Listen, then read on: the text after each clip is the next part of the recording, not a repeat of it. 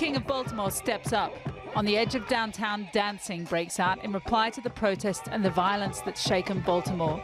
They call the style Baltimore Club, and they say it's a release. That's why we out here dancing, releasing our stress. It's at a wrecking, we dancing. We need outlets where this type of energy can live and exist and grow, so that when we have these type of situations, our young people have outlets and it's not automatically resorting to a violent reaction. How do you get these kids to continue to be productive and look on a positive light without any outlet? They closed the recreational centers. They stopped the funding to a lot of the schools. If you drive around Baltimore, you'll notice every single basketball court, the goals are torn down. The lawyer for the family of Freddie Gray, whose death in police custody prompted the protests, warns against any easy conclusions about those the mayor has called thugs. We need to focus on them as much as we condemn their violence. It's not an excuse to walk away from them. No, we need to embrace these kids and bring them into the rest of the community so that they can function as productive members of society. They're not trash, they're not thugs.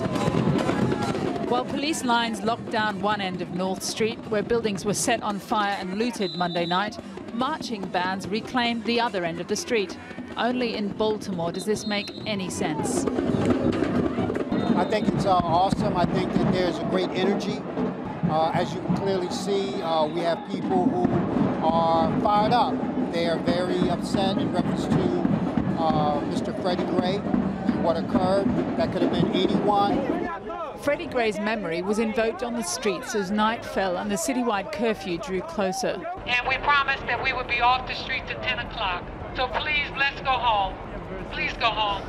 In truth, there were as many media as protesters, and Baltimore elders urged everyone to go home. Folks, we gotta start clearing out. Including Representative Elijah Cummings, one of the most senior black voices in Congress. We've got to listen to our children because this is, let me tell you, this is, without a doubt, the civil rights cause for this generation.